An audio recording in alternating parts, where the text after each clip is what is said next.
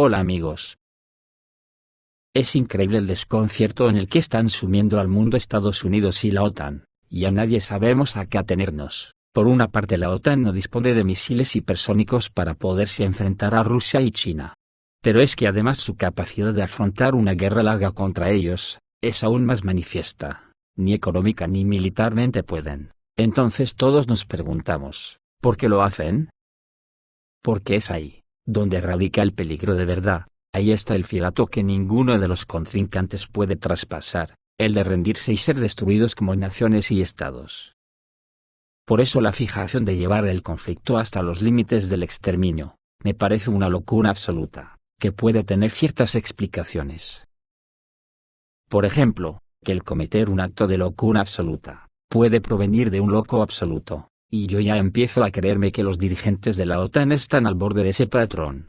Otro caso manifiesto, es que en el punto en el que está la guerra y al ver que el G2-7, ya es imparable en un mundo multipolar que tiene que afrontar retos enormes en este siglo XXI. Donde el colonialismo y la hegemonía de la OTAN ya es una reliquia, pero que ellos no se cansan de creer que tal anacrónico y vetusto sistema puede resucitar. Y es en este supuesto donde está el problema, porque la OTAN ya se sabe derrotada, y si está pensando en llevar la guerra hasta que ya no le queden municiones, digamos convencionales, cualquiera de los bandos antes de sucumbir recurrirá a las no convencionales. Así que veamos, según la inteligencia naval estadounidense, la capacidad de producción de buques de guerra de China es 200 veces mayor que la de la Armada estadounidense.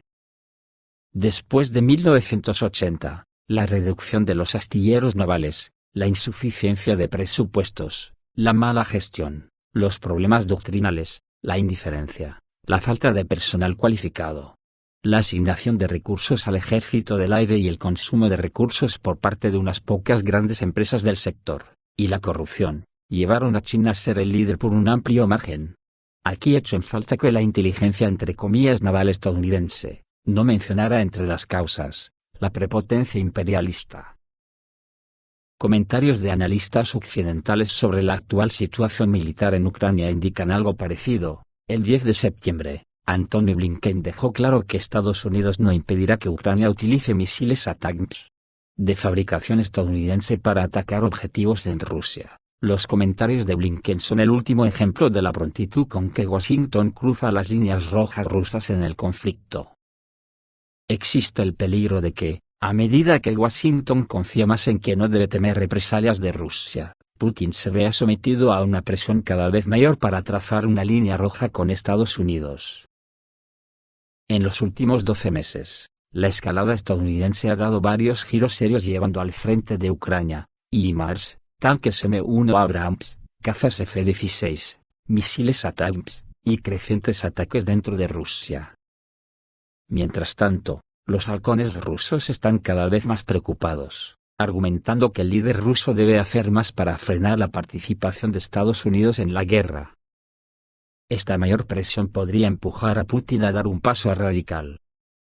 Las críticas internas al Kremlin se hacen más fuertes, a medida que Moscú no respalda las amenazas contra la participación de Washington en la guerra. Y los halcones rusos presionan a Putin para que intensifique la escalada a medida que Estados Unidos cruza cada vez más líneas rojas. Pero Occidente también está con las gónadas en la garganta. La contraofensiva de Ucrania se ha estancado y Occidente debe prepararse para la humillación, porque lo que está en juego aumenta constantemente. Gran parte de este debate se centra en una pregunta clave: ¿debería la administración Biden alentar más ataques ucranianos dentro de Rusia? ¿Y debería Estados Unidos dar más pasos hacia la escalada? Comentarios recientes de Blinken sugieren que la administración Biden ha cambiado su postura sobre el tema, de un no rotundo a un sí tácito, allanando el camino para una escalada acelerada. Es decir, a una guerra caliente directa entre Estados Unidos y Rusia, que no lo olvidemos son las dos mayores potencias de arsenales nucleares. La revista estadounidense The Atlantic dice que en caso de un conflicto importante, el ejército estadounidense se quedará sin municiones en unas semanas. La prensa estadounidense está haciendo sonar la alarma de que el conflicto en Ucrania está agotando enormemente los recursos. En primer lugar, estamos hablando del consumo intensivo de armas y municiones. Un ejemplo sorprendente es que el conflicto en Ucrania, en muchos sentidos rompe los estereotipos sobre la naturaleza de las batallas en el siglo XXI.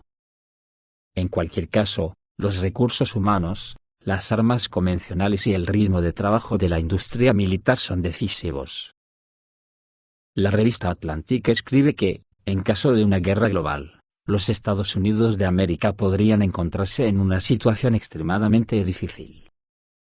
El autor del artículo, Corey Seik, escribe que en caso de un conflicto importante, el ejército estadounidense se quedará sin municiones unas semanas después del inicio de las hostilidades. Incluso para algunos tipos de municiones, el ejército estadounidense podría quedarse sin ellas en menos de una semana. Cabe señalar que el suministro de armas a Ucrania juega un papel importante. Muchos países occidentales, aunque brindan asistencia militar a Kiev, han vaciado en gran medida sus arsenales, teniendo en cuenta el hecho de que su complejo militar industrial actualmente no puede cubrir el consumo de armas y municiones. En última instancia, la publicación de The Atlantic tiene como objetivo pedir a los líderes estadounidenses que aumenten aún más la financiación para la industria militar. El autor escribe directamente sobre esto en su artículo. Y esto a pesar de que el presupuesto militar de Estados Unidos es mayor que los presupuestos militares de todos los demás países del mundo juntos. Ya supera los $800 millones al año, pero resulta que esto no es suficiente, necesitamos aún más, dicen los atlantistas. Con este enfoque, solo se sugiere una conclusión: Estados Unidos seguirá promoviendo su política de presión militar enérgica sobre los países del mundo para lograr sus propios objetivos. Y es aquí donde ya entramos de lleno en el campo de la psiquiatría. ¿Cómo pueden decir eso los chicos del Consejo Atlántico? Porque si lo de China les parece poco a la OTAN, lo de producir 200 veces más barcos que Estados Unidos, resulta que también Rusia produce 12 veces más tanques y municiones que toda la OTAN junta. ¿Ande va así? Ya lo digo yo, a gastar hasta el último cartucho antes de que entren en acción los petardos gordos. Y no crean que es la opinión del general alemán lo de alargar la guerra 10 años. Es que el jefe de la OTAN, Stoltenberg, en un perfecto mimetismo, lo oficializa y llamó a Occidente a prepararse para un conflicto prolongado en Ucrania. Los países occidentales no deberían esperar un rápido final del conflicto ucraniano, dijo el secretario general de la OTAN Jens Stoltenberg, porque si Ucrania deja de resistir, dejará de existir, añadió el político. Muchos conflictos duran más de lo esperado inicialmente. Debemos prepararnos para un conflicto prolongado en Ucrania, enfatizó Stoltenberg en una entrevista con Funke. Por esta razón, considera el jefe del bloque militar, los estados europeos deberían aumentar sus gastos en defensa y producción de armas, y recordó que Ucrania sigue siendo considerada como un futuro miembro de la alianza.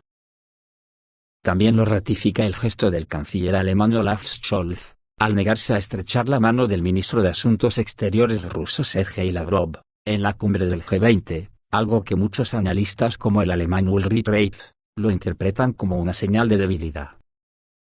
Scholz mostró una política de débiles al negarse a estrechar la mano de Lavrov. Con ese gesto, el jefe de Alemania quiso subrayar el aislamiento de Moscú, pero solo demostró la falta de sentido de la actual política europea. Creo que es una política estúpida de débiles. No se puede hacer esto, no se conseguirá nada, solo refuerza el sentimiento de superioridad moral, señaló un columnista de la publicación Focus. Un verdadero diplomático, enfatizó Reitz, no debe ignorar a los rusos, sino buscar el entendimiento mutuo, ya que este país no hace más que aumentar su influencia global, incluso bajo sanciones occidentales. Y en este contexto, atentos a la expansión de los conflictos que la OTAN tiene preparados, el viceministro de Defensa de la Federación de Rusia llegó a Malí. En el orden del día está prevista una reunión con los ministros de Defensa de Malí y Níger. Precisamente en el mismo día que Malí, Níger y Burkina Faso han formado oficialmente la Alianza de Estados del Sahel. El presidente de Malí, Coronel Assimi Goïta, anunció que los tres estados han formado una nueva alianza militar mediante la firma de la Carta Liptako-Gourma, que establece la defensa colectiva y la asistencia mutua entre los estados miembros. Liptako-Gourma es una subregión geográfica del Sahel dividida entre tres países, La firma de esta carta marca un día histórico para el Sahel.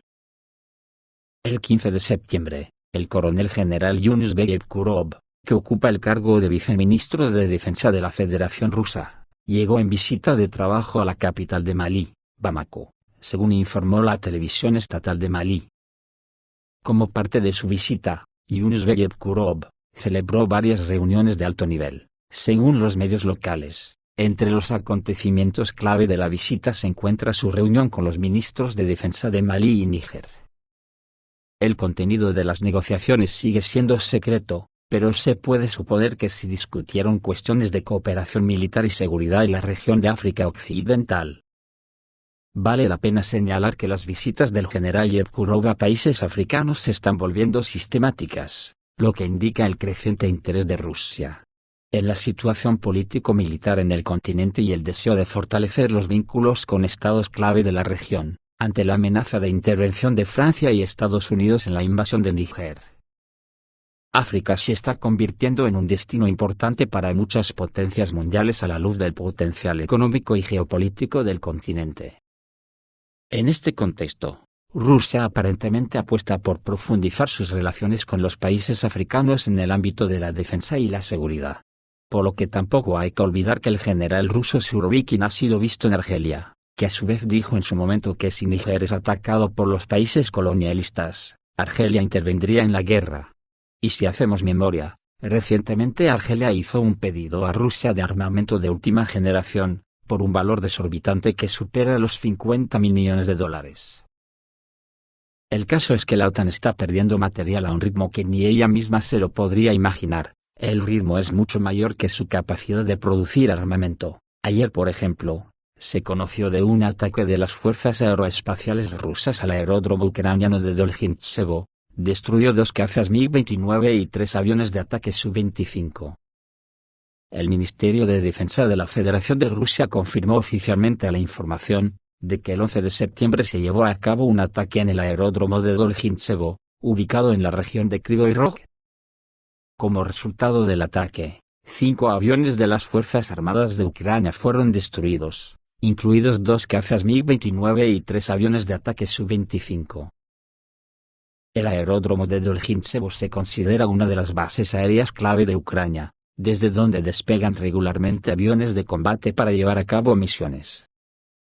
La destrucción de 5 vehículos de combate en un solo ataque es un duro golpe para el componente aéreo de las Fuerzas Armadas de la OTAN en esta región. Los expertos señalan que la pérdida de 5 aviones de combate al mismo tiempo podría debilitar gravemente las capacidades aéreas de Ucrania en la zona de Kryvyi Rog y sus alrededores.